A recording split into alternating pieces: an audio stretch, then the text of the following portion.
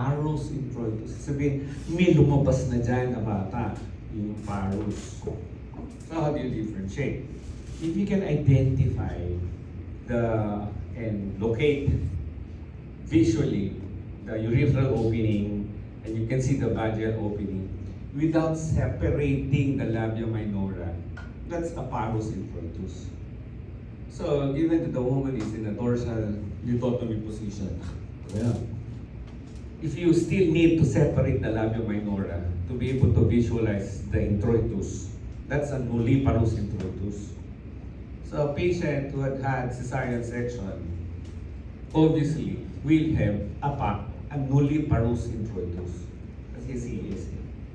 So, walang lumabas. Hindi nag-dilate, hindi nag-expand. And so you might not be able to find vertiform caruncles, but you may find the lacerations due to sexual,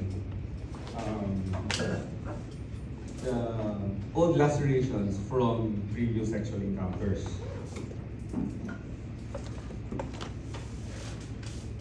So we usually call this involutions, going back to its original state.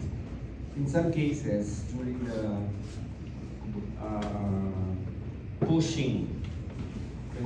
during the pushing part, the ligaments may actually stretch.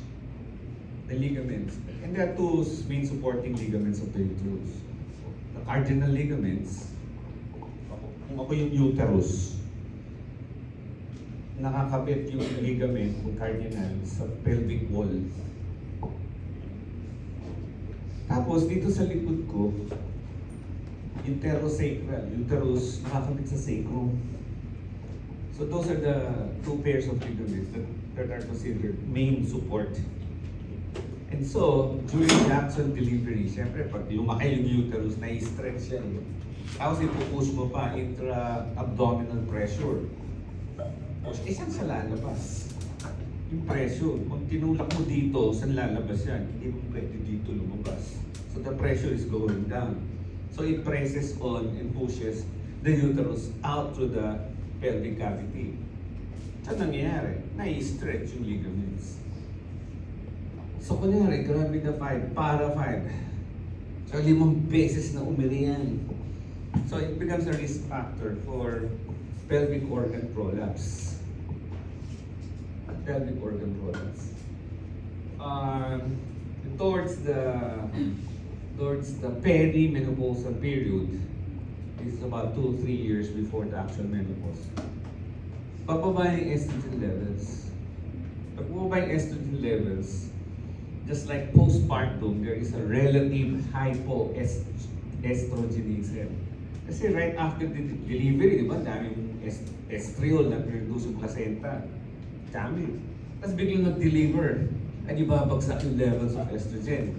So relatively, there is a hypoestrogenism. Relative lang yun, hypoestrogenism. And during this time, the fibers, including the tendons, will lose its elasticity. Specifically, the fibers that are located in the reproductive tract, kasi may estrogen receptors yun. And this is all, so receptors are very important, especially in the myometrium. Sa induction of labor, pag in-induce ko yung uterus, paano mo mag-labor? Nag-labor kasi gusto natin that the actin and the myosin will interact. Diba gusto natin, actin and the myosin will interact. And the only way for it to interact is in the presence of calcium and ATP. Diba? So those two are very important. So saan ang source ng calcium? Source ng calcium? Saan? Sa milk. Sa sarcoplasmic reticulum. So doon galing yung calcium. Sa sarcoplasmic reticulum. Sino nag-i-stimulate sa sarcoplasmic reticulum para mag-release ng calcium? receptors. And you have several receptors in the cell membrane. You have the prostaglandin receptor, you have the oxytocin receptor, and you have the sympathetic receptors, sympathetic nervous system receptors. So yun yung nakakabit doon. So pag in-stimulate mo yun, mag-release ng calcium, kakaroon ng muscle contraction. Yes. Pag hindi pa nagle-labor yung pasyente, walang oxytocin receptors, kaya hindi siya effective. Yun ang problema doon. In some cases, may isa pang source ng calcium. Saan yung source ng calcium? Isa pang source ng calcium. Saan? Nasa extracellular. So, paano papasok yung calcium? Intracellular. Saan siya pumapasok? Paano pumasok dito sa kwarto? Sa pinto, di ba? May gate. Diba? So, may calcium channel. May calcium channel. So, if you want to prevent contraction, what do? You close natin. So, bigyan natin ng calcium channel blockers. So, walang entry of calcium, walang contractions. So, these are given for patients.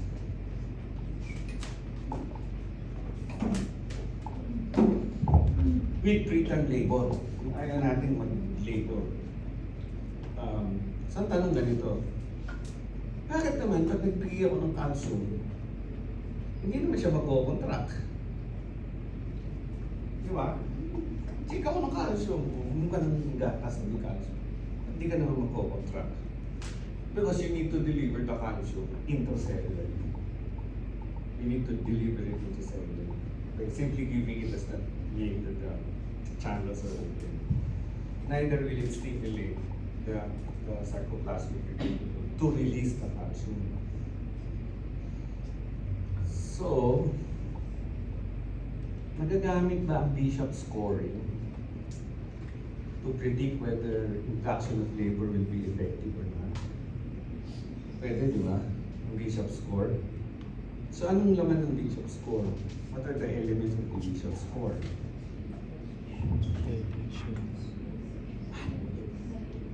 Sa tingin, among these, what is the most important? Dilatation. Diba? Dilatation. Bago siya mag-dilate, anong nangyayari? Effacement, nag-shorten. Bago siya mag-efface, anong nangyayari? The direction. Kasi dati ang cervix sa kanya yun. In a patient who is lying in the autotomy position, ang cervix hindi mo nakaganon eh.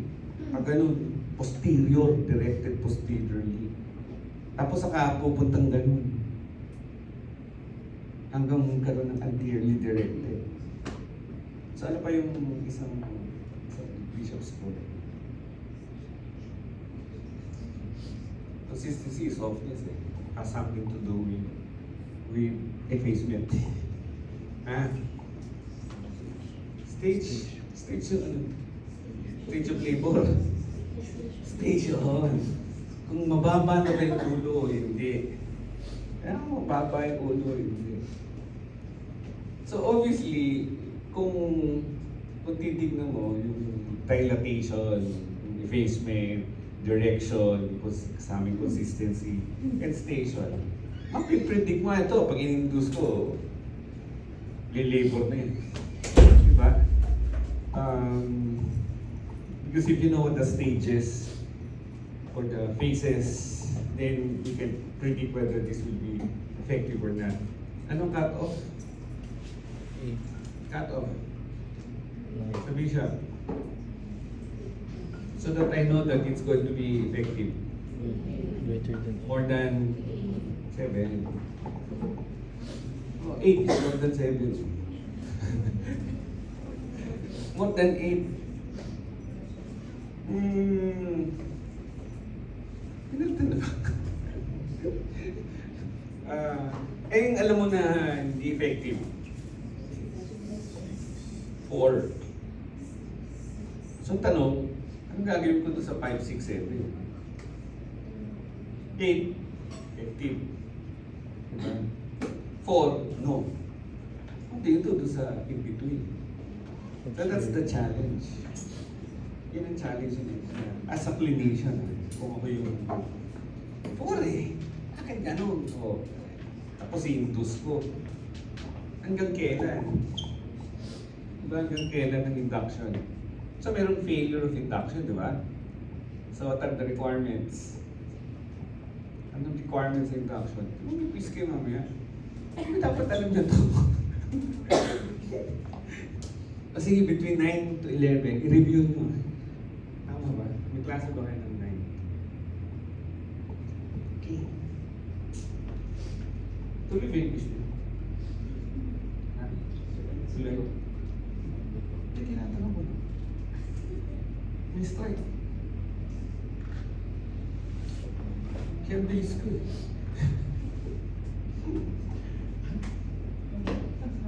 So again, everything that would happen during pregnancy will go back to its natural non-pregnant state.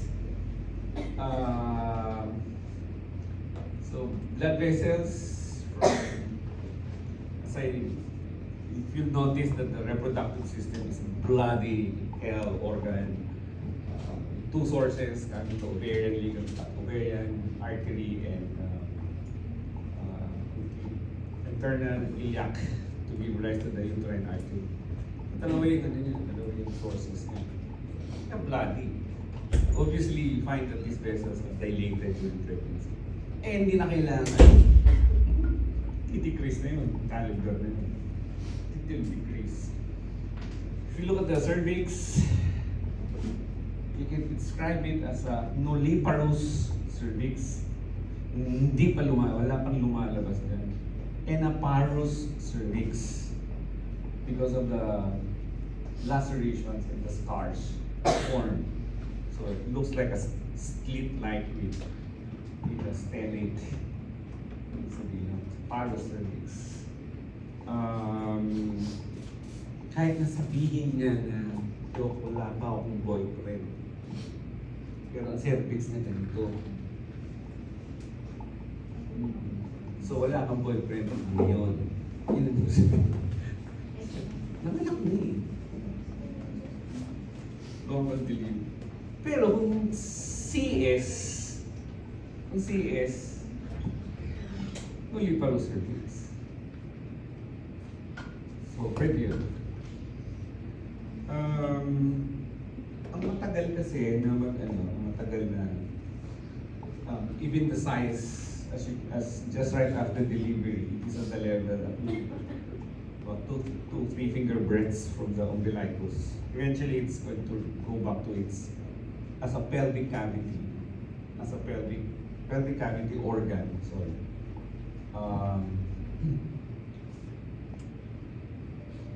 In 1 week, balik siya sa pelvic cavity. Ang medyo matagal,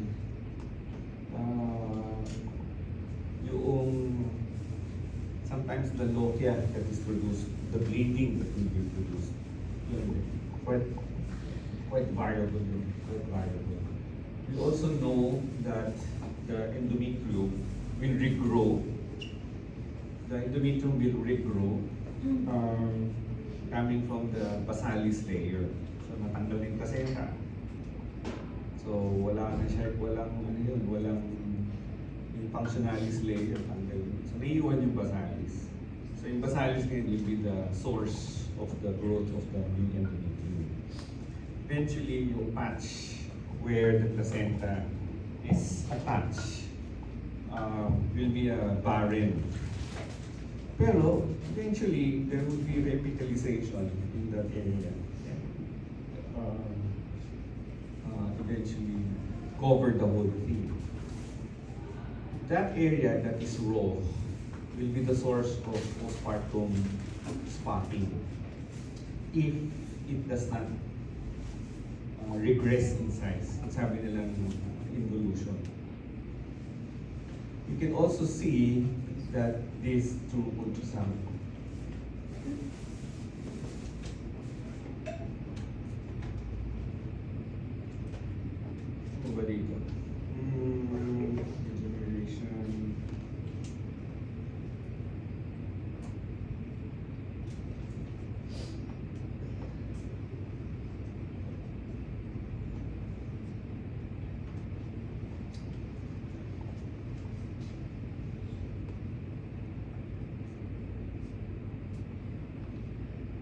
So if there are clots that is retained in the placenta, that will be the one that will cause the postpartum, quote-unquote, spotting, bleeding and spotting. And the color will change.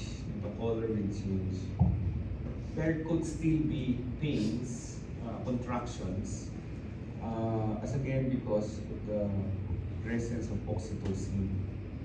The oxytocin is responsible for the milk letdown pag nagbe-breastfeed. Meron pa rin oxytocin to make the uterus contract, and that prevents, it will constrict the blood vessels. So right after the delivery of the placenta, the sinuses are open. So there's no bleeding. So the configuration of the muscles would be this way.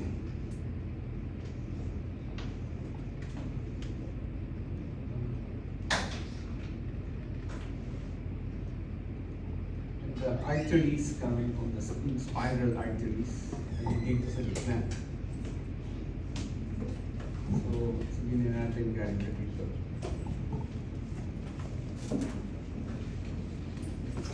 The direction of the blood vessels are this way. Galing ovarian ligament at ovarian artery. Ito dyan, gilid, anastomose with the uterine artery. Dito ngayon, napasok dito, pag pumasok dyan, pag ganun, blood vessel, pag ganun yung pasok. So if this is where the raw area, placental site, at dito yung bleeding. So for you to stop the bleeding, this should contract, so that it will constrict the blood vessels. So you need to make sure that the uterus is well contracted after the delivery of the placenta to control the bleeding. The number one cause of postpartum hemorrhage in the Philippines is uterine atony, because the uterus failed to contract. So, nag-bleed yung pasyente, hindi nagko-contract yung matres. And the DOH did the studies and tried to identify bakit namamatay. Siyempre, naubusan ng dugo eh. Ba't sinubusan ng dugo? Ba't hindi nila sa ospital? So, there are three causes of the delay. The first delay is the decision to bring to the hospital. Nakakamasahe o massage. Nanganak sa bahay. Massage. Ayaw. O dadali na ba natin sa ospital o hindi? Yung midwife. Hindi, sige, tinawa natin, tingnan natin. So may delay na yon. The second delay is, o sige, dali na natin sa ospital. Walang tricycle, gahanap ng sasakyan. That's the second delay. Especially in geographically isolated areas in the Philippines. Nadala na, nakakuha ng tricycle. At habang nagbabaybay yung tricycle sa regalado, nakita kayo, nakatayo dyan, nakaputi. Huminto. At tinanong kayo, anong gagawin namin? Ano sasagot nyo? Sasagot nyo. Sumakay kayo. Sabihin nyo, andyan lang po yung FPU. Lalo kayo magagawa doon eh. Ba't tumasage na uterus? Diba? Tapos nadala na sa ospital. May third delay. Ano yun? Walang dugo. Makukontract, pero walang dugo. Ano ang solution doon? Kaya, the efforts of the Philippine OBGYN Society to bring down the maternal mortality rate by conducting maneuvers and teach the membership how to manage postpartum hemorrhage. mood and academic. Kasi yung decision to bring sa midwife eh. Pangalawa, wala kaming tricycle. Ano mapuprovide kaming tricycle? Pangatlo, availability of blood. Anyway,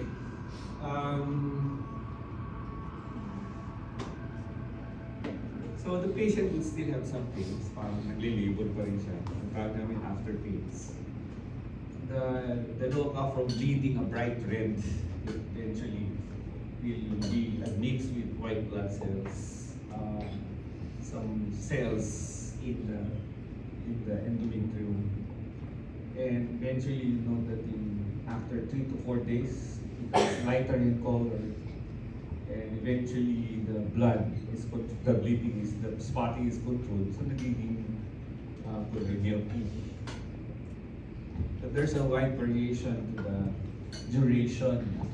But of course, you know that this bleeding may still happen after that. Minsan umaabot pa nga ng weeks, 6 weeks na may spotting. Kasi titingnan natin. There was a time when contraception will start after the first menstruation.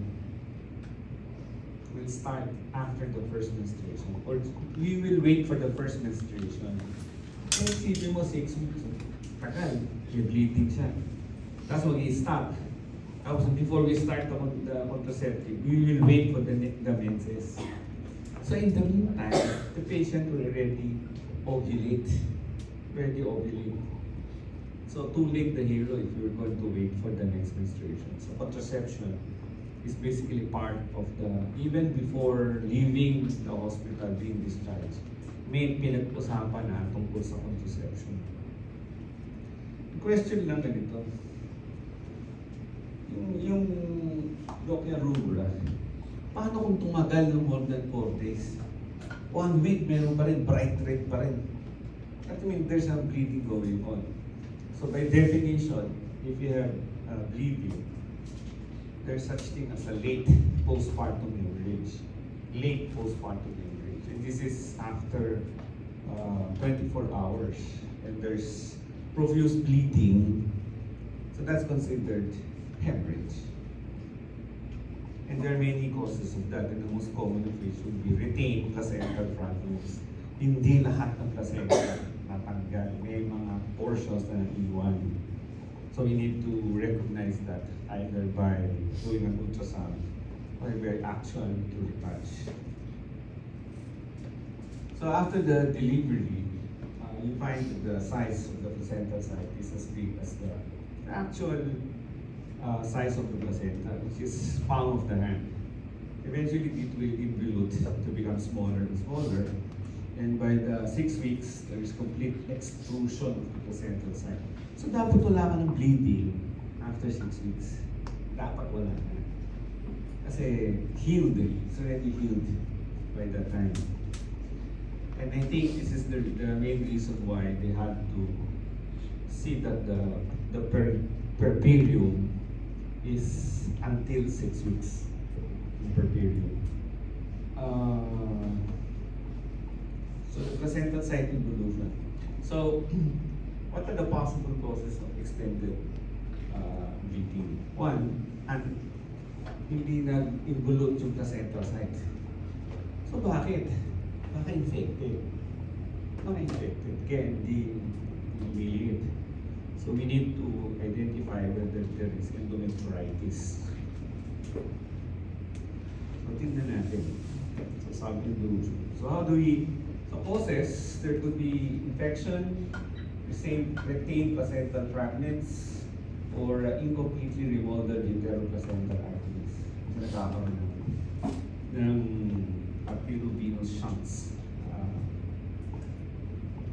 Okay. So how do we manage this? Well, basically, we can give something that will make the uterus contract. So that is a methyl ergonomethrin maleate. You can give oxytocin and antibiotic for infection. for one organism. Yan. Basically, addressing chlamydia, trachomatis. So, usually binibigay namin kasi doxycycline or chlamydia is sensitive to doxycycline. So, pwede itong bigay. You can also give amoxicillin with clavulanic acid as a broad spectrum antibiotic. So, more than 24 hours, 12 weeks after delivery is secondary or late postpartum hemorrhage. These are the causes. Again, most common, involution and retention of placental fragments. Pag may naiwan and there's rigorous na tatakpan, kakaroon siya ng placental polypoid mass o placental polyp. We call it placental polyp. Again, same management. Pero if we find that the bleeding or the hemorrhage will be elevated to hemorrhage, then we can do a suction touch. So what happens to the urinary tract? Again, from a dilated ureter, and this should be able to accommodate the expected diuresis that will happen. EE and EE yan.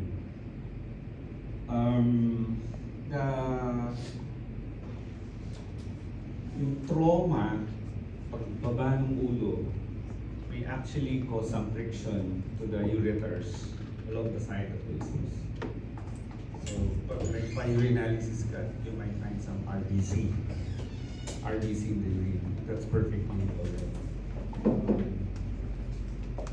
Yung mawawala ng agad.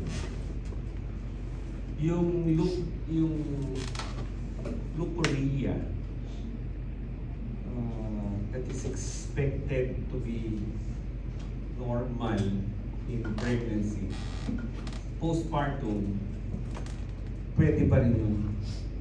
It can still be considered as part as normal and not a urinary tract infection.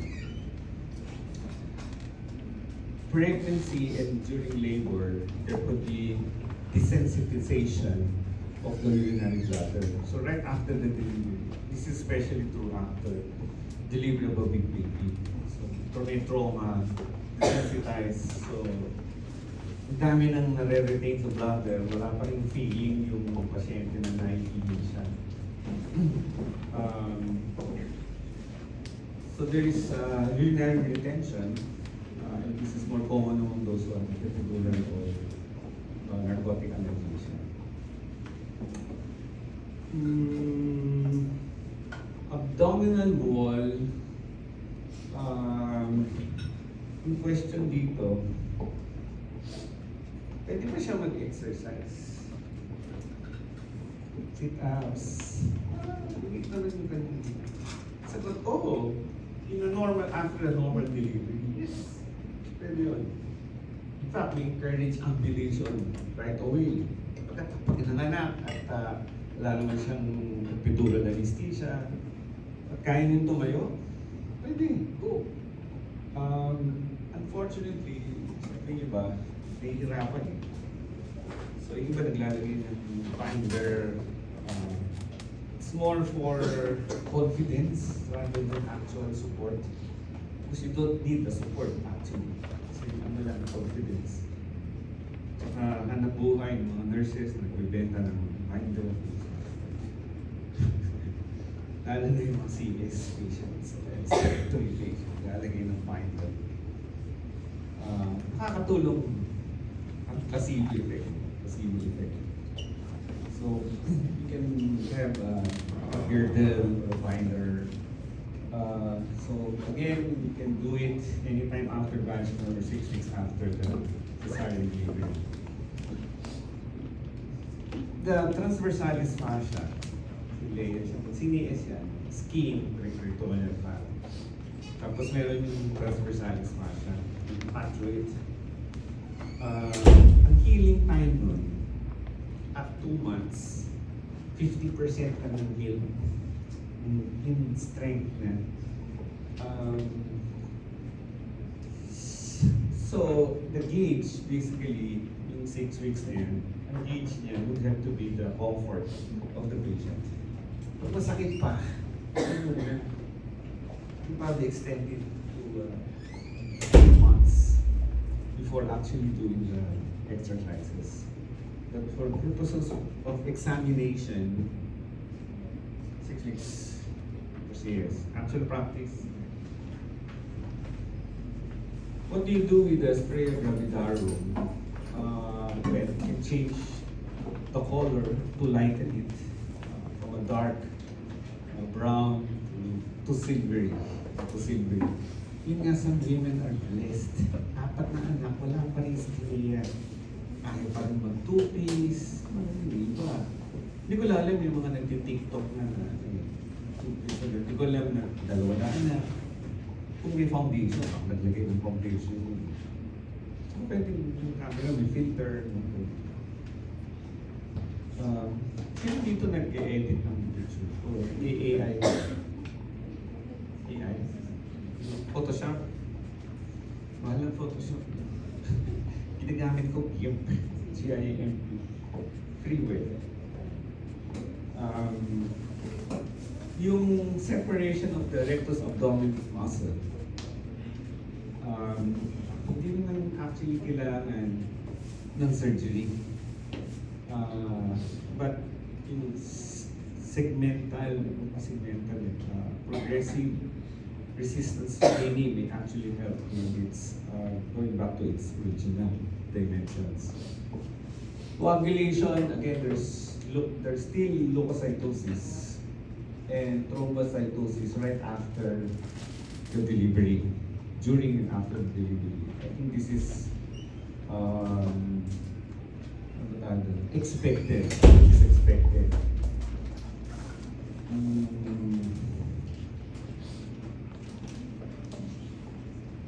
Yung blood volume, because gano'ng karaming nadadagdag sa circulating blood volume during pregnancy. What is the normal circulating blood volume? I'm sorry? 5 liters. Pag pregnant, ilan nadadagdag?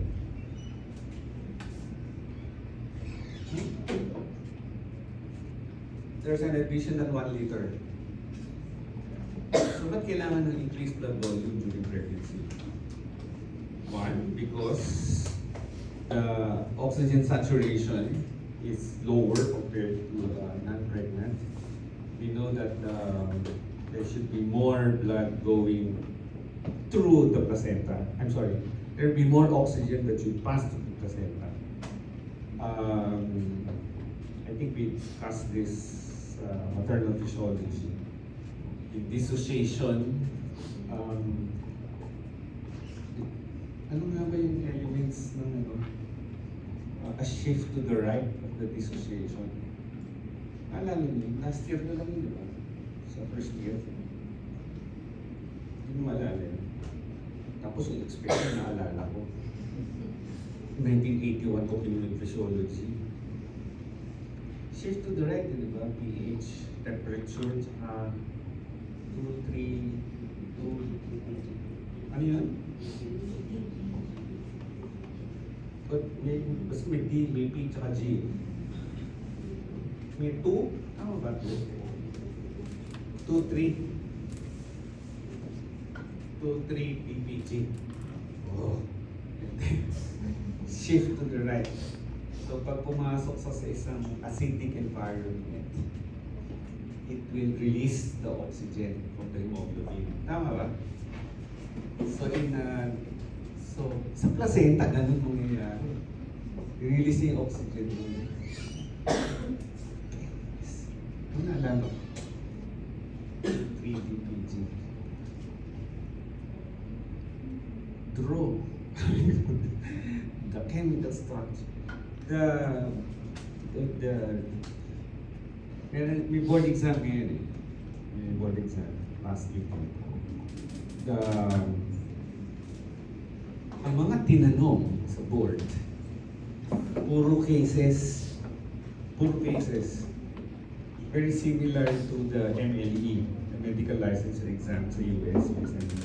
Parang ganun puro cases. Physiology, biochemistry, anatomy, kahit na pathology, all of these are cases.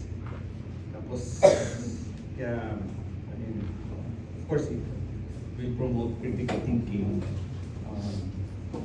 Bakit? So yung tanong na bakit at paano becomes more important rather than answering the question, what? So concentrate on the whys and the how.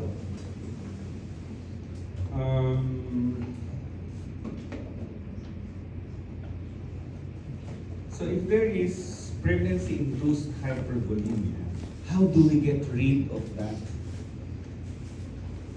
How do we get rid of that? You know that there is increase in blood volume to compensate for the expected blood loss during delivery.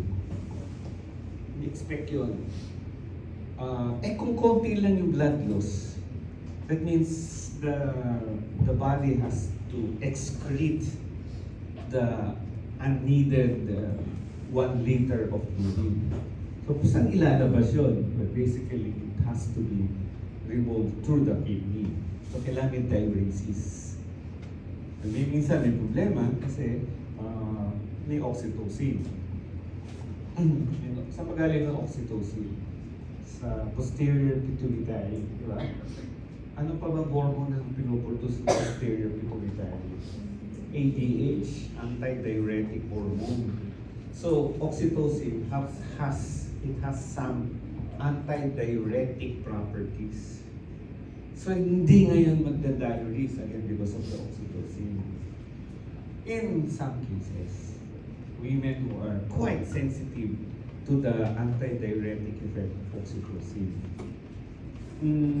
Kaya minsan, or in cases where the patient has cardiac problems, so we call them gravidocardiac. Buntis, pero may sakit sa puso. So the question is, can the gravidocardiac or the heart of the pregnant patient, can it push, can we overload it with 1 more liter of blood? Siyempre, hirap yan. Pump, mas marami siyang ipapump. Tapos, gusto natin i-induce, magbibigay tayo ng oxytocin. Sa problema, kasi nga, yung hold yung tubig eh. So, mas nahihirapan yung pasyente. So, isa sa mga contraindications in giving oxytocin. Sino ba nag-lecture sa inyo ng induction?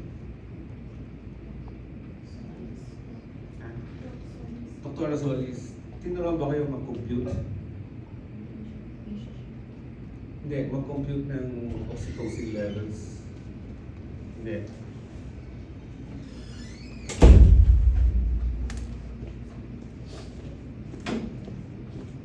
Mag-infuse ka ng 10 units in 1 liter.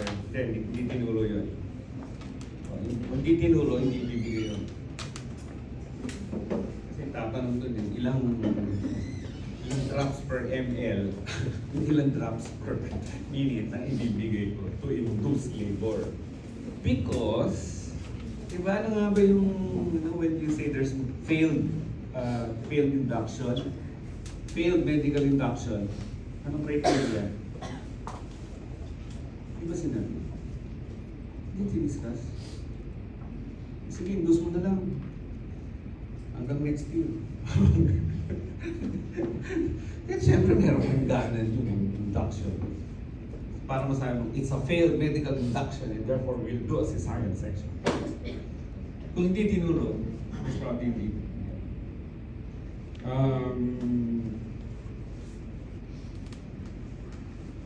So there will be postpartum diabetes.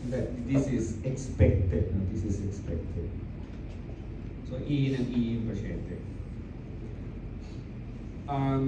So yun ang nangyayari sa pasyente. You can, of course, part of the counseling is, pag nagtanong yung pasyente, sasabihin mo rin kung normal o abnormal. And what is expected. Parang pregnant. Pag pregnant, during the prenatal care, you tell them, oh, this is what's going to happen. Tapos may tatanong, Dok, normal ba na ganito? Kasi sumusuka ako. The same way with postpartum. But this time, yung attitude ng pasyente will now be shifted to the baby. Hindi na niya masyadong iisipin yung sarili niya. Hindi, it is to the baby.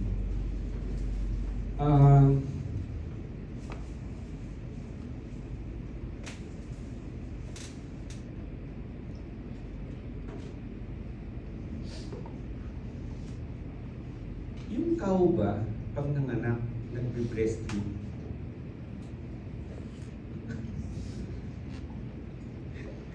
natural doon na galing yung cow sa mga.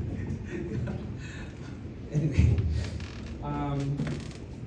ang whale is a mammal, di ba? Nagbe-breastfeed ba ang whale? Anong tingin? Kasi mammal, kaya tinatawag mammal eh. Di ba? May mammary glands eh. So nagbe-breastfeed ba sila? Ang tingin. Ito na lang, mas magandang tanong. Kung nagbe-breastfeed ang mga whale, ayan, pag nagsisex sila, kasama ba yung stimulation of the breast? Ang hirap pag-isipan. Lalo na pag may quiz ka, hindi ka nag-aral. Okay. Ito mo, mas maganda. Meron bang dila ang isda? Meron. Pag nasa aquarium ako, walang dumidila sa akin. Sila lang yung isda. Wala nga. Hindi, wala. Nagulat ako sa isang restaurant. May inovo. Fish tongue. Sa delicacy. Fish tongue. Ano pala nun? Yung lengua estopado.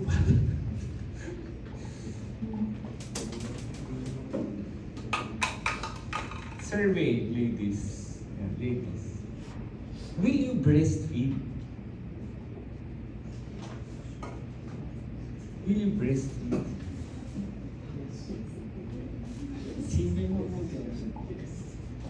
Yes. Gentlemen. Iba yung tanong ko, hindi. Will you breastfeed?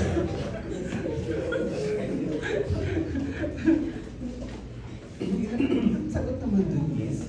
Obvious naman yung sagot mo, yes. Kasi all the benefits of breastfeeding for the baby, ito lahat ng benefits. So bakit hindi? So yung iba sinasabi kasi gusto ko pumasok, nagtrabaho ako. Mga ganun. But may solution dun eh. Breast pump, yung express milk. Dalhin mo sa opisina. Iwan ka sa ref. O para merong babantay dun sa at may mag-feed dun sa baby. So I think this is straightforward, the advantages of breastfeeding. Especially colostrum, especially the colostrum.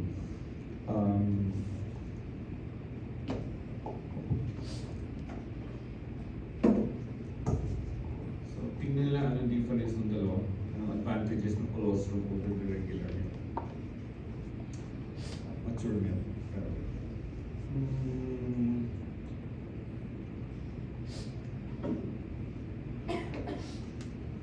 Sino nagkaroon dito?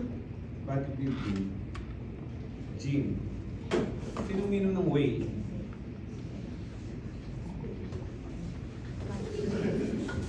Kung ka nag-ibig.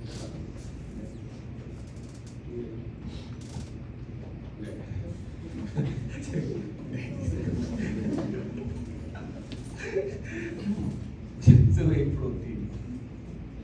Who loves cheese?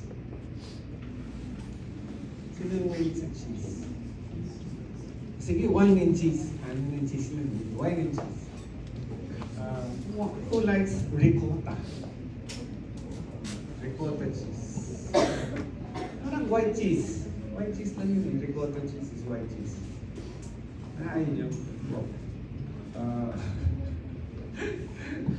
Kasi madaling gumawa ng ricotta cheese eh. Kaya painitin mo lang, hindi ka ng vinegar or something acidic. The proteins will burn. Tapos iiwalay mo na siya. So yun yung that's the way.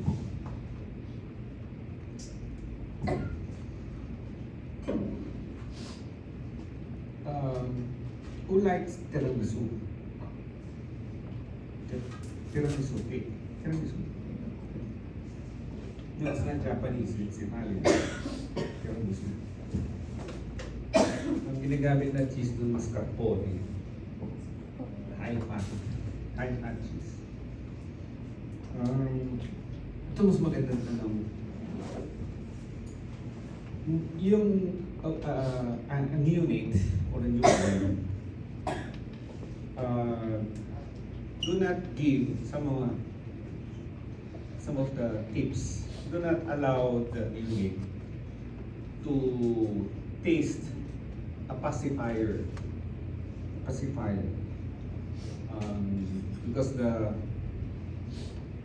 gives us a false sense of the breastfeeding experience.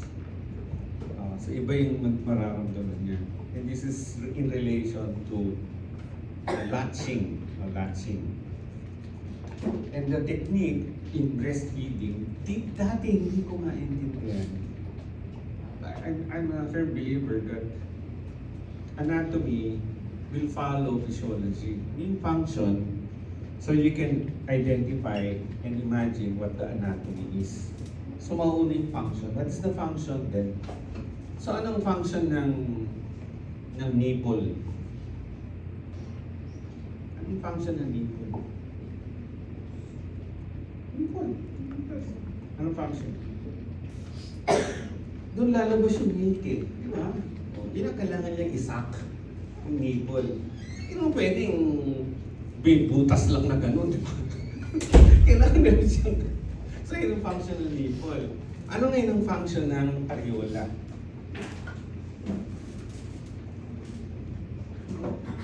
Pwede naman nipple tapos skin na.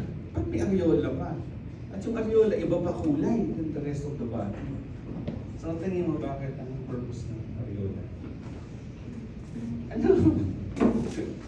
Ito na lang. O sige. Ano ba ang purpose ng breast? Ano ang purpose ng breast? Isa lang.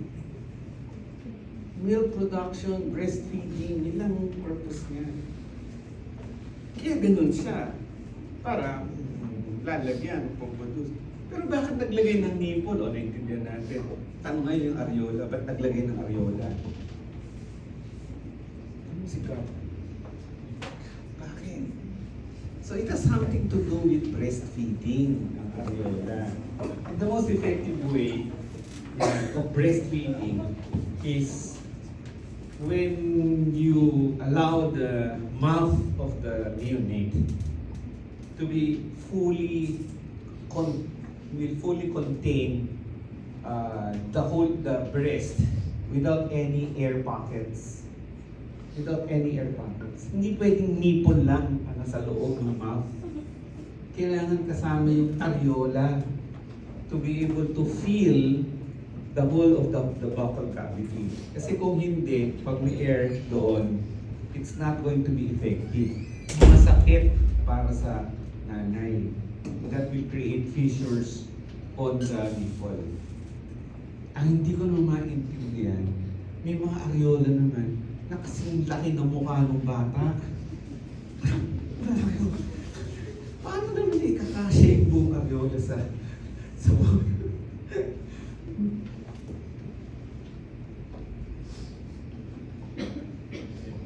So for it to be effective, so let's look at the endocrinology of lactation.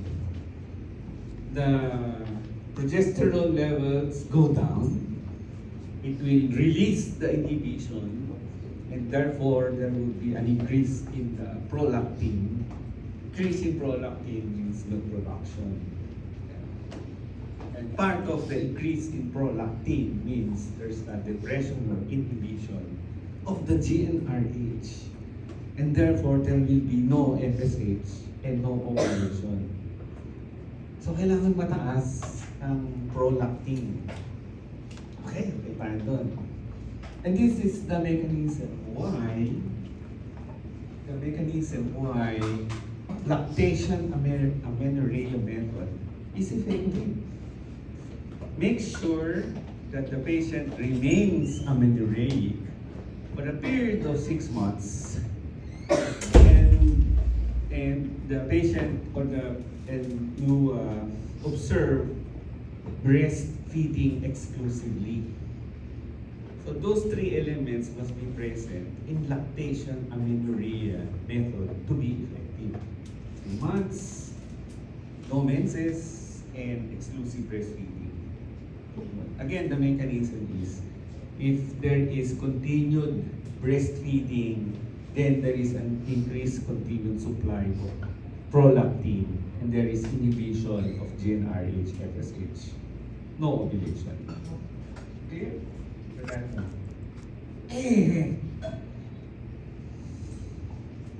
Natulog, hindi nag-breastfeed for 12 hours. So puno. Puno eh. So pag puno, hindi kailangan ng prolactin. Babagsak ang prolactin. Kakaroon ng stimulation, mawawala yung inhibition.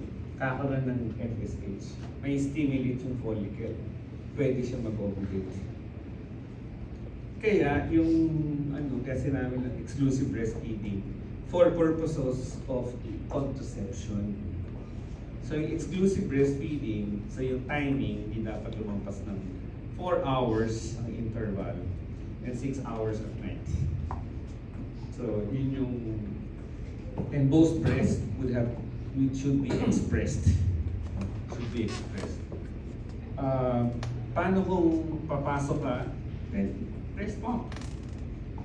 Para ma-release mo yung milk, by empty, mag-increase ang prolactin, etc. So it is the prolactin that is important in the production of the milk, and the secretion of the milk will be stimulated to suckling, release of oxytocin, muscles will contract, expressing the milk. Did you know that oxytocin is a happy hormone? It's a happy hormone. So they did a study among the European and Swedes or Norwegian. Tinignan nila kung ano ang hormone related to happiness and some other emotions. So they looked at dopamine, serotonin, and oxytocin. Guess what? The happy people generally have a higher level of oxytocin. Good. So how do you stimulate release of oxytocin? You want to be happy? Stimulate your nipple. It's gonna oxytocin. It works for men as well. Want to be happy? Di ba? Simulan mo sa nipple.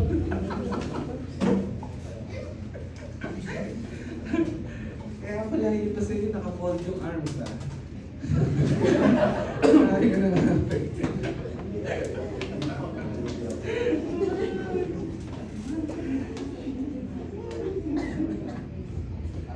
Di ba nakita nyo naman sa antenatal surveillance?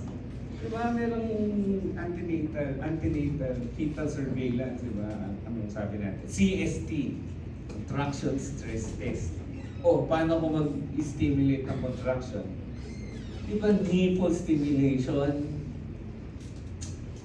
Lalabas ni magko-contract na yung uterus.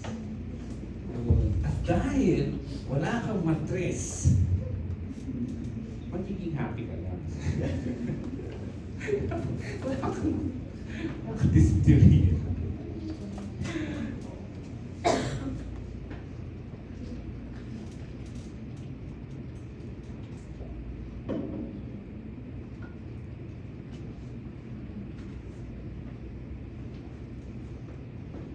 why did God? Balik tayo sa function na natin. Why did God made it such a way that stimulate the breast and the nipple is part of the erogenous zone? Ba't siya kasama sa erogenous zone? Babalik kayo dun sa question na, ano bang function ng reproductive system? Anong function ng reproductive system? To reproduce, correct? Oo. And you cannot reproduce without sex. Ano yung asexual reproduction? So, sex. So ngayon yung sex, it has to be attractive. Otherwise, hindi kayo magsisex kung hindi naman attractive. Anong makukuha mo sa sex? Ano masarap ba? O kailangan masarap. Kailangan may attraction. Otherwise, hindi kayo magsisex. Kakain mo ng pagkain kung hindi masarap. Ganun lang yun. So it is a natural, physiologic, God-given desire. God-given yun. And therefore, we must respect it. Hindi may pamimigay kung kanino yung sexual desire na yan. Kahit na ini-imagine mo lang at nag-iinit ang katawan mo, pag nakita mo natural desire yun. That's physiologic, it's natural. But what is not natural is to express it publicly, especially in a congressional hearing. Parang tanong talaga itong sasalitay nito. Minuto ko pa nun ha. Dalawa lang pagpipili ako, suntay sa Carillo eh. Bihira. Eh si Rillo, connected sa mga ghost project. At ibinoto ko si Suntay. Hindi ko naman alam na ganun yun. So, kaya may mga nagsasabi, hindi naman sa lalaki yun eh. Oo nga, natural. Pero hindi mo kailangan sa public etiquette. Diba? Public etiquette. Ano siya? Pervert ang dating niya. Tago mo na lang sa sarili mo. Kung gusto mo, you can perform your CST by yourself.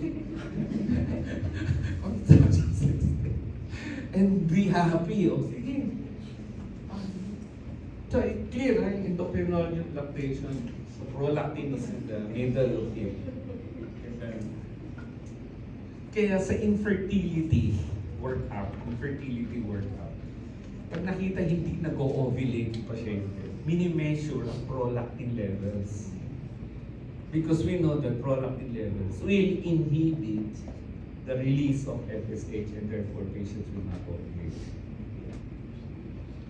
The neurological consequence of breastfeeding, as you can see, produces antibody, IgA in particular. And you know that this is basically for hypersensitivity, allergic reactions, etc. Hindi ko rin maintindihan during the vaginal delivery.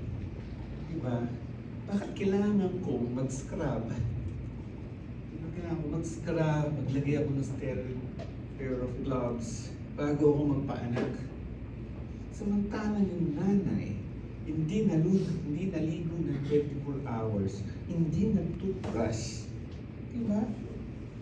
Tapos ilalagay ko early skin contact yung bata. Di ba? Bakit? Samantalang ako, king. Tapos ibibigay ko kaya Jakao. Paano natin i-explain yun? Isn't that contrary to sepsis, anti-sepsis techniques? Yung unang yakap principle na yun, that will explain it. This will explain it. Okay. Because the immunoglobulins antibody, IgG in particular, can pass through the placenta.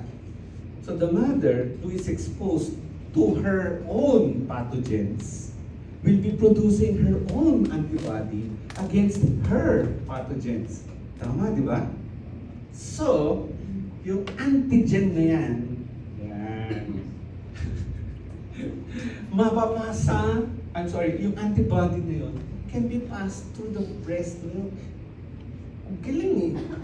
So, kahit na ilagay ko yung bata doon sa hindi naligong nanay, may antibody na siya nung nanay. So, protected siya. Pero wala siyang antibody against my pathogens. Galing, di ba? Galing talaga ni God. Purpose. Talagang there is no contradiction in the word. Pero kung meron ka nakikita contradiction, hindi pa rin natin alam kung bakit. There must be a reason for that. Nonetheless, these are the different elements that can prove that breast milk is important in the immunologic response of babies towards the environment. Galing. And then, this has been proven many times, clinical and epidemiological.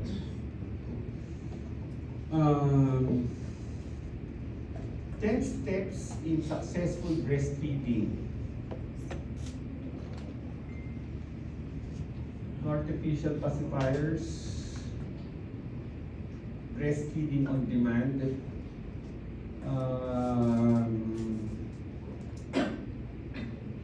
sa ibang hospital, like Cardinal Santos, meron silang mga breastfeeding nurses, hindi ba lang? Pangalan ng tao sa kanila eh. But they're responsible for encouraging, teaching, counseling, anything in managing breastfeeding concerns. And they're on call 24 hours. So kahit na umuwi na yung pasyente, pag may problema sa breastfeeding, pwede mong tawagan. Sa akin mas okay yung kaysa ako yung tatawagan, yung OB. Meron yung nurse na pwede so parang nurse specialist on lactation. Buti nga ngayon there are laws that will provide space for breastfeeding in public places, airports, malls. Buti meron ganun. So, again, self-explanatory. So, how do you care for their breast? So, open water will do. Yung problema lang minsan kasi yung inverted nipples. Inverted nipples, papasok talaga na invert. This is different from retracted nipples. Ang retracted dati naka-protrude. Tapos in time, it got retracted. Pero the nipple itself is still may protrusion. Pero ang gitna, yung niya, surrounding niya, papasok. While inverted nipple, talaga inverted yung pagano. So how do we deal with that? Even before the delivery, during the prenatal care, we practice how to pull it. Tinatawag namin yung C technique. Letter C. C. Habang tinitwist na gano'n, may humihila para masanay eventually. The C technique. And these are the contraindications to breastfeeding. Those who are taking street drugs and cannot control their alcohol use. Take street drugs or do not control their alcohol use. Away kami ng asawa ko kahapon. Pray kami. Pray ng asawa ko, Lord, it is my prayer that my husband will control his desire for alcohol.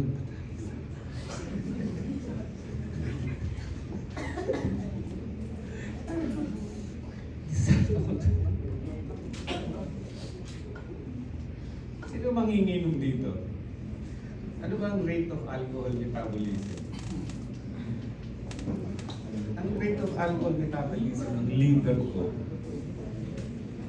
yung half a liter, a pint of beer, 5% alcohol, can metabolize that in 30 minutes. 30 minutes. So hindi ako pwedeng sumobra ng 2 bote in 1 hour. Kung hindi, malalasing ako. Kaya ayoko mong tagay. O tagay. Ikot na ganun. Ayoko. Dadala ko sa sarili kong baso. Suplado ko eh. Siyempre mo nakainom, sabi ko, ilang nainom mo? Sabi ko, eh nakalabas 3 cans eh. My preference is Bulldogs beer. Bulldogs, craft beer. Cubao X, brew. Bulldogs. Nakatatlo. 3 oras ko inumin yun. Isa per hour. Shucks, diba parang hindi na ako tinamaan eh. Tapos, to control alcohol use. Gentlemen, pag galit ang girlfriend mo, huwag kang sasagot. Sasakit lang ulo mo. Oh, do not even attempt to understand women. Because they themselves, they are in a loss how to. And I can perfectly understand why women are like that. I'm not sexist. I'm basically spiritual because that is written in the Bible. Diba? O basahin mo Genesis. O basa. Diba? Ano ba anong penalty sa ahas? Kasi kinain nila yung prutas eh. So anong penalty ito sa ahas? Sa punishment, you will crawl on your belly. So ganun yung ahas. Walang paa. Crawl on the belly. Ano ang punishment sa lalaki? Sabi niya kay Adam, you will work for your food. You will work for your food. There is no such thing as free food. Kailangan magtrabaho ka. Parang, kasi dati pitas ka lang ng pitas eh. Kain lang sila ng kain doon eh. Ngayon, ano nangyari? Actually, isa rin sa mga ko eh. Iniisip ko. Sa babae, ano ang kanyang punishment? Labor pains. Ba labor pains? Labor pains. And, may karugtong eh. Basahin nung karugtong. And the desire to control your man. It's a curse. It's a curse. And the desire to control your man. So ang tanong, bakit siya naging curse? Di ba yun answer? Di ba napansin niyo, gentlemen? Bakit parang uto sa akin ito? Bawal dito, bawal yan. Ganun, control eh. So, unfortunately, in the New Testament, sabi doon, wives, submit to your husbands. Kung gusto mo i-control, yun ang nature mo, to control, yet, the command is submit.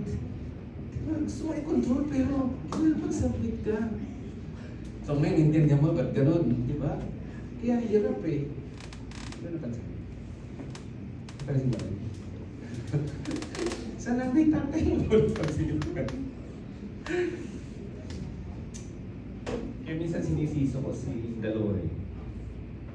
Kasi they had, by eating the fruit, sinan ko isang pastor. Ano ba ibig sabihin nung, bakit masama rin that you will know the good things from the bad and you have the wisdom like God? Sabi niya, maybe they had carnal knowledge. Baka nag-sex sila. At dahil, kasi nagkaroon sila ng mali siya eh. Nagkaroon ng mali siya. Kaya sila pinalayas eh. At nung nagkaroon sila ng mali siya, tinapag na nila yung ano. Sabi pala, pag hindi nila kinain yung prutas, andun pa rin tayo sa paraiso at kukutuban. Diba? Oo nga, no? Sana may nakikinig ng lecture na ito. I know. Memorize. Memorize. HIV, untreated tuberculosis, some medications that you know that are considered as category D drugs, and those who are undergoing current treatment for breast cancer or even other forms of cancers. Radiation, in particular, using isotopes, radioactive isotopes.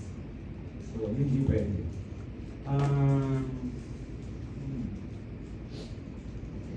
Contraindication.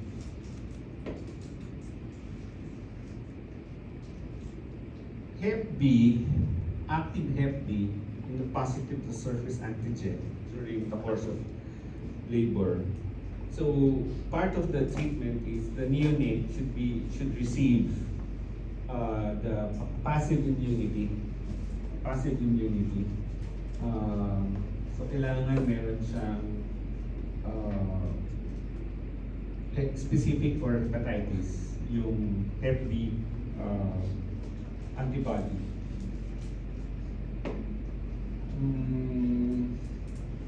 Most of the drugs here are contraindicated in pregnancy.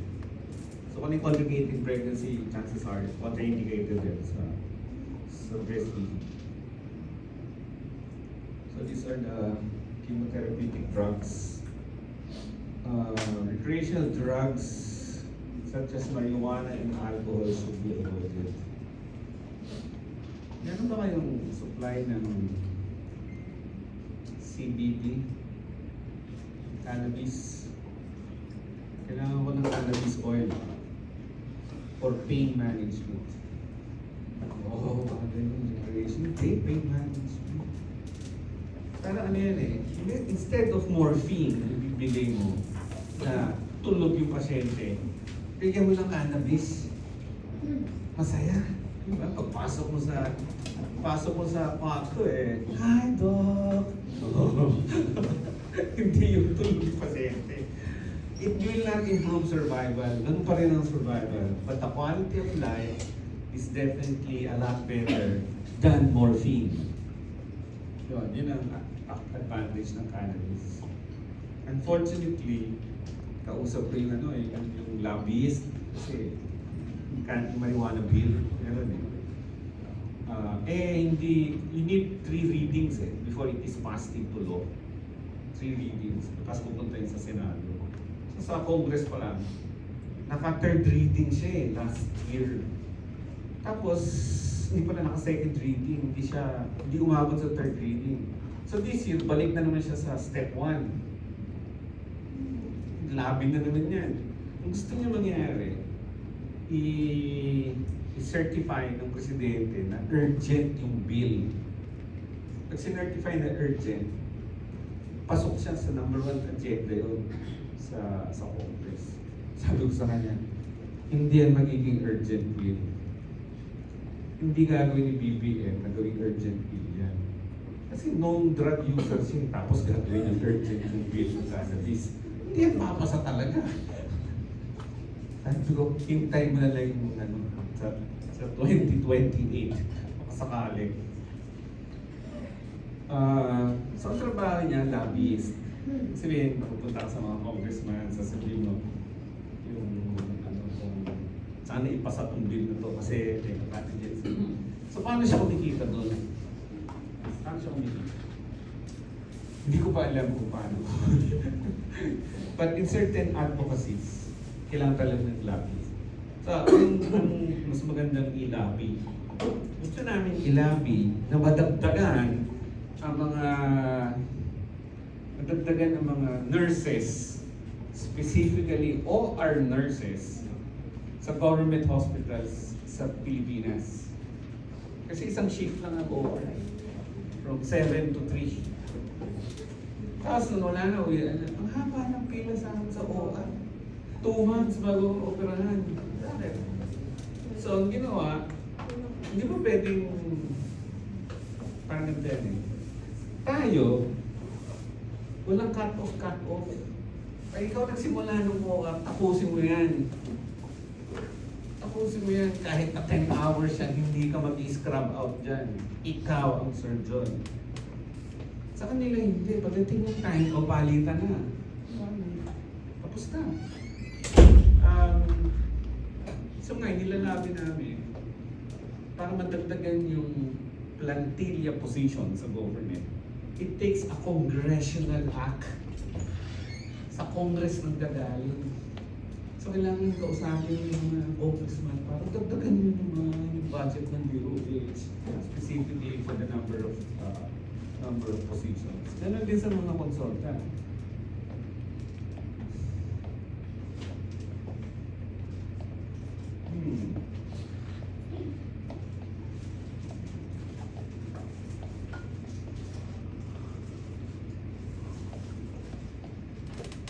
What do you do?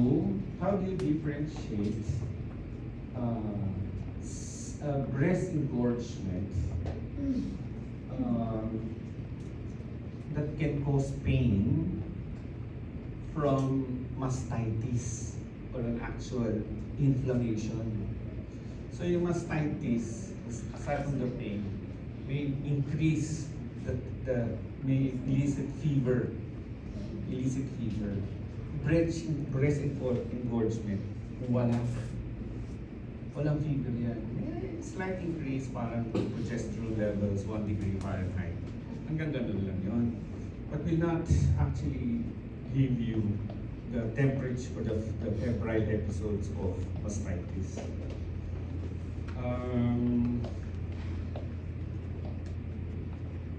How do you differentiate milk from an abscess? Paano i-differentiate? Ano nga ito? Milk ba ito? O abscess? Yung secretion, yung lumalabas na secretion. Paano i-differentiate? Ha? Lagay ka ng specimen sa slide. Tapos tingnan mo under the slide. Ano makikita mo sa breast milk? Fat globules. Sa pus, walang fat globules. Kikita mo. WBC. So, that's... Huwag mo tikman. Natikman nyo na ba ang breast milk? Alam nyo ba anong lasa? I'm sure most of you were breastfed. But I don't think you remember the taste of the breast milk. Ako natikman ko na. May nag-iwan ng breast milk sa ref. Siyempre, tinatago eh, oh. Ano lasa nito? Walang lasa. Wala siyang lasa. Hindi matamis, hindi maalat, walang distinguishing taste siya. Kaya yung bata, pag nakatikim yun ng cow's milk, na matamis, ay nako, hindi na babalik yan sa breast milk. Kaya huwag daw yung patikimin ng ano yan, ng cow's milk. Otherwise, they will stop taking the breast milk. Kasi walang pinagkaiba yan sa pinapakain mo ng vegetables, di ba? Yung chopped vegetables. Hindi pa yung nakakatikim ng Jollibee, di ba? Tapos a-attend dyan ng party ng kaibigan. Eh, ang party sa Jollibee, ito ngayon, first time na makakatikim ng Jollibee. Nung tinikman yung Jollibee, French fries, nagdilat yung mata na ito. Iba nga talaga ang Jollibee, di ba? Pero, buti na lang. Nung nakatikim siya, 4 years old na siya. So, meron na siyang comfort food na veggies. So, yung binabalikan niya. So, kahit na kumain siya ng fast food, would always prepare taking the veggies. So, discipline talaga eh. Walang pinagkaiba yun sa cellphone. Binigyan mo ng cellphone yung bata para magkaroon ng artificial babysitter. Tuloy-tuloy na yun. Hindi mo na matatanggal yun. So hospital care,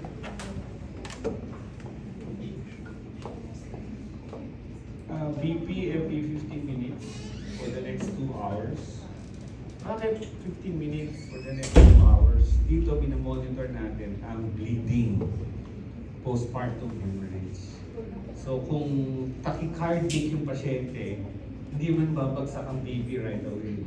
Increase mo ng heart rate, compensate, tapos saka babagsak yung BP. In such cases, kung mataas ang heart rate, tachycardic, get the temperature. Kasi nga baka merong metritis. Isa ng nurse dito. Nurse. Nagturo. So ang tanong ko, bakit ang monitoring ng temperature Q4? Bakit ang vital signs? Katulad ito, every 15 minutes. Bakit ang temperature Q4? Bakit? Ha? Sa tingin mo nga bakit? Wala mo lang kung bakit. Wala sa Bible yan.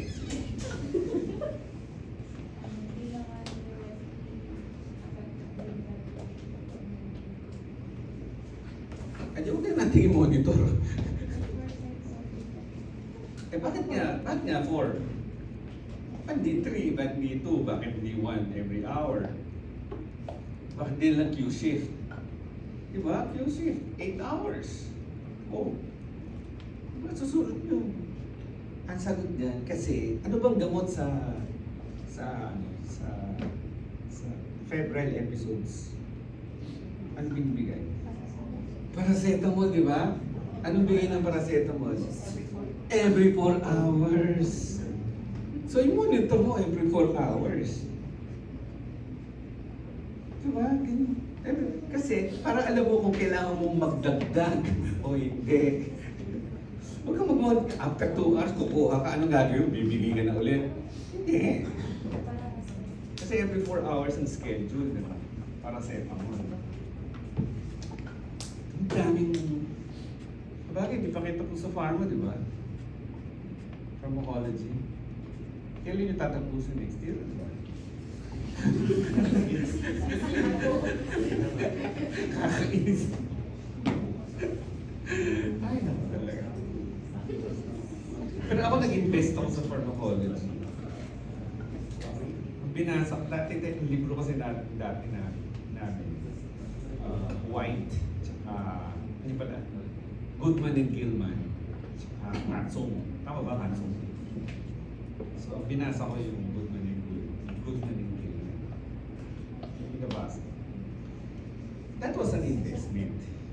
Kaya pagdating ng reviewer for, let's say, the board exam, or even sa clinics, very good grasp of the pharmacology. In fact, nagturo ko ng pharma bago ako mag-OP. Kasi dati nun, haba ng pila sa residency, hindi ka tulad ngayon. Ngayon, nauubusan ng... Wala nag-a-apply. Especially for the difficult disciplines. Difficult. Back-work balance eh. Puro work. Walang balance. OB, surgery, anesthesia, emergency. Parang mas kukunti nag-apply dyan. Tsaka sa PEDSA pala. Nag-apply sa PEDSA. Kasi dahil mong kaaway sa PEDSA eh. O yung nanay, katulong mo, yaya, kaaway mo doon. Lalagyan ka lang ng swero, gagalit pa sa'yo eh. Ba't huwag natin lang na?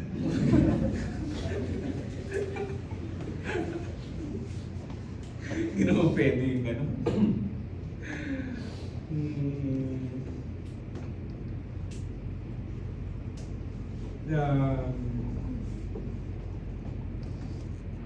If there is bleeding, massage the uterus. I have yet to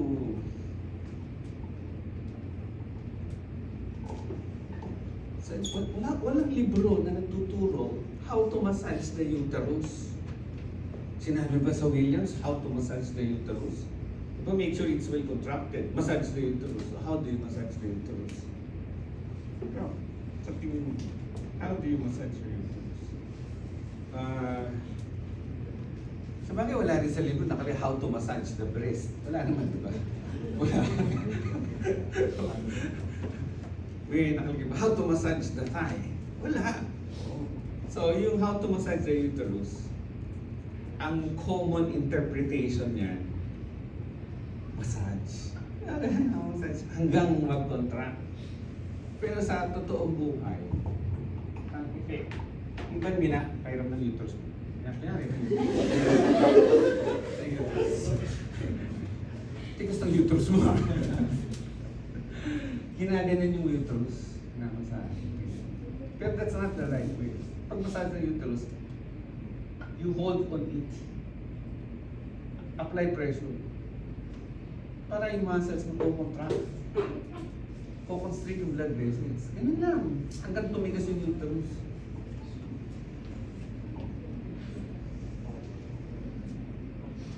Diyan po ba?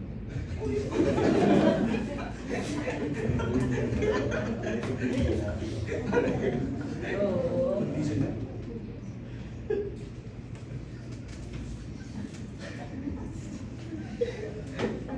Ay, talaga.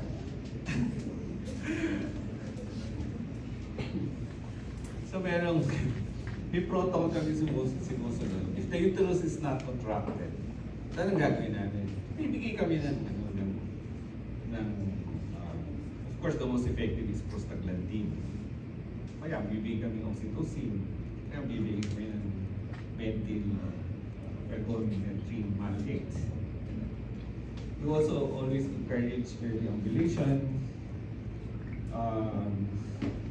Meron nga akong kasama dito nanganak nung umaga. Nanganak nung umaga, ha? Kinabukasan nag-CCS na. Siya ay nag-CCS. Grabe. Sa China nga, nung unang panahon, pagkatapos manganak, sa hapon, andun na sila sa field, helping in the field farming. So again, these are the advantages of early ovulation. Ang pinakamahirap sa nutrition, isa lang ang rule dyan Isa lang ang rule dyan. Kainin mo kahit ano. Ano yan. Pag hindi masarap, wag. Madali. Kahit no, walang restriction. Basta masarap.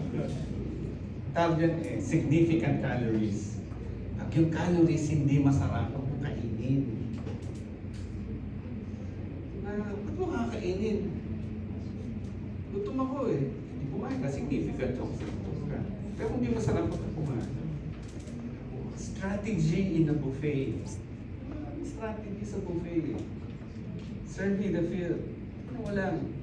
Ako, strategy ko. Ang kakainin ko doon, yung hindi ko nakakain sa bahay. Hindi ko nakakain sa bahay. Hindi ko nakakain sa bahay. Sashimi, yung nakakain sa bahay. Ano makakain ko? Doon sa Japanese section. Yung sake. Beer, unlimited beer sa buffet. Punta kayo sa Nix, sa One Ayala. Yes.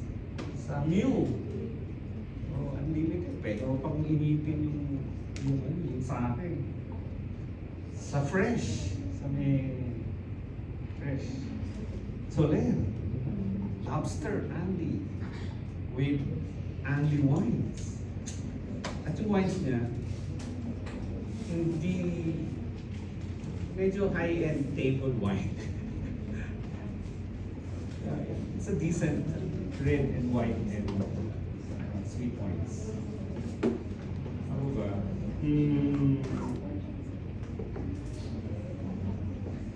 Perineal care. Last few slides. Perineal care.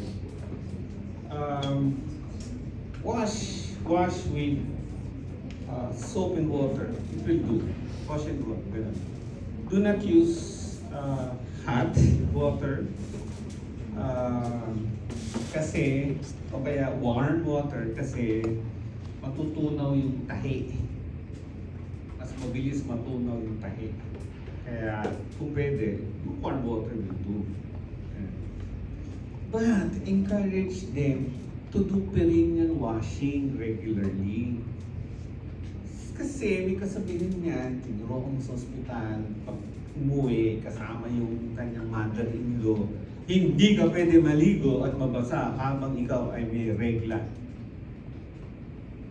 Ay, di ba isang linggo yan, hindi maghuhugas. Tapos pinapa-follow up mo sa clinic. At pag ikaw ay naghugas, pwede kang mapasma o kaya pasukan ng masamang espiritu. O, di ba? At baka ka maloka. Yun. So pag hindi yan naghugas, bumalik sa clinic after 1 week, sa tingin nyo, sinong manuloka? Ako. Pag-examine kong gano'n. Siya, puta. So bawal mo maligo after pagkatapos manganak. Bawal hindi. Pwede. Kasi daw baka mabinat. Yun, I think that's the right word. Baka mabinat. So sabi ko, kaya nabibinat yan, I will relate that to pneumonia, kakasakit. Kasi nagpawisan, nag-labor, tapos maliligo, malamig. So, kung maliligo sa bintana, warm water kung pwede, basta hindi siya malamigan. It's perfectly fine. Bakit bawal bumaba ang nanay